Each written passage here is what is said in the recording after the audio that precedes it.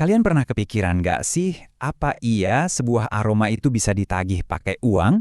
Nah, di Baghdad zaman dulu, pertanyaan seaneh ini ternyata punya jawaban yang, ya, lebih aneh lagi. Selamat datang di cerita kita hari ini, kisah legendaris Abu Nawas dan kasus bau masakan. Coba kita bayangin ya, kita lagi ada di tengah pasar Baghdad yang super ramai. Aroma rempah, daging panggang, wah, bikin perut langsung bunyi kan? Tapi, percaya nggak, di sini aroma yang sama itu bisa bikin seseorang jadi punya utang. Loh, kok bisa? Nah, semua itu berawal dari sini. Jadi, di satu sudut pasar ada kepulan asap wangi dari kedai sate milik Tuan Jalal, seorang pedagang kaya.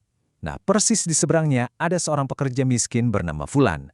Bekal makan siangnya cuma nasi putih dingin. Dua dunia yang benar-benar berbeda, dan sebentar lagi bakal bertabrakan cuma gara-gara sebuah aroma. Si Fulan ini, jujur aja, cerdik banget. Dia nggak punya uang buat beli lauk, jadi dia punya cara sendiri buat bikin nasinya terasa lebih enak. Setiap suap nasi, dia hirup dalam-dalam aroma sate Tuan Jalal. Jadi seolah-olah dia lagi makan nasi pakai sate bakar. Dia nggak nyentuh satenya sama sekali, cuma pinjam aromanya. Sebuah kebahagiaan yang sangat sederhana, yang sayangnya nggak akan bertahan lama. Kenikmatan si Fulan ini harus berhenti tiba-tiba. Pas dia selesai makan dan mau pergi, Tuan Jalal, si pemilik kedai yang terkenal pelit itu, langsung menghadangnya. Mukanya merah, marah-marah, siap melontarkan sebuah tuduhan yang mungkin paling aneh yang pernah ada di pasar itu. Coba bayangin, Fulan dituduh mencuri. Tapi mencuri apa? Sesuatu yang nggak bisa dipegang, nggak bisa dilihat. Tuan Jalal menuduh Fulan telah mencuri aroma masakannya. Iya, kalian nggak salah dengar. Dia dituduh mencuri bau. Disinilah perselisihan ganjil ini dimulai. Dan tagihannya? Nggak main-main, 10 dinar. Jumlah yang luar biasa besar dan mustahil bisa dibayar oleh Fulan. Cuma karena menghirup aroma, dia sekarang terancam punya utang besar.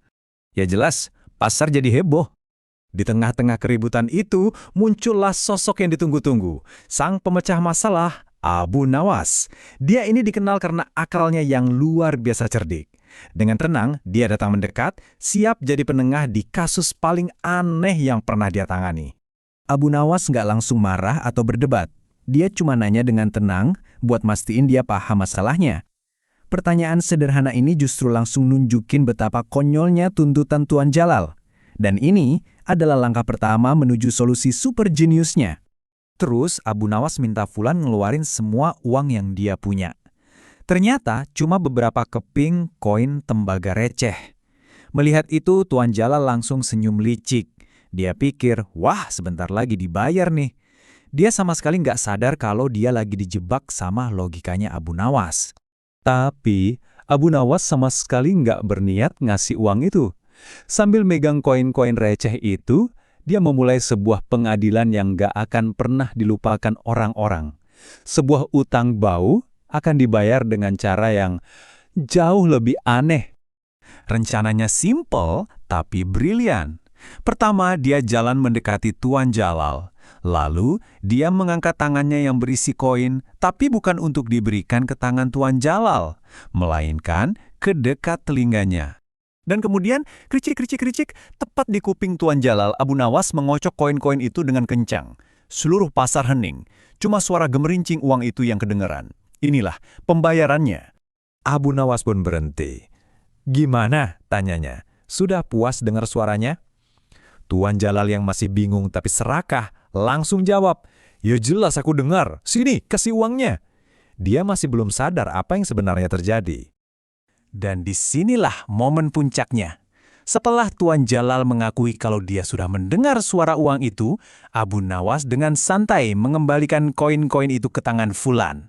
Tuan Jalal cuma bisa melongo, bingung setengah mati. Logika Abu Nawas itu sempurna.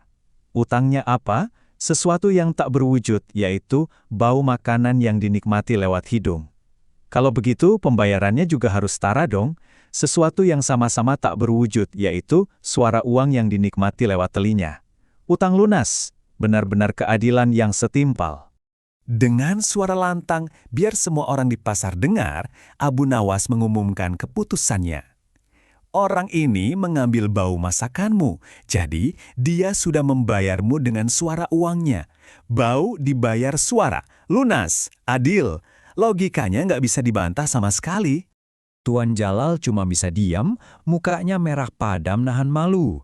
Dia kalah telak, bukan karena kekerasan, tapi karena kecerdikan. Fulan dapat uangnya kembali dengan utuh dan seisi pasar bersorak, merayakan kemenangan akal sehat atas keserakahan.